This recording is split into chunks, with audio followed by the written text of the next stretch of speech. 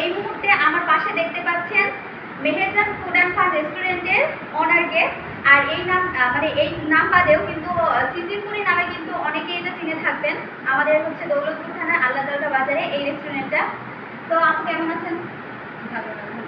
আপনারা কিন্তু চাইলে এখানে চলে আসতে পারেন। আর এই জায়গাতে কিন্তু খাবারের পাশাপাশি আপনারা মেয়েরা যারা আছেন তাদের জন্য কিন্তু বিউটি পার্লারেরও ব্যবস্থা করা আছে। মানে আপনারা সকল ধরনের সার্ভিস নিতে পারবেন।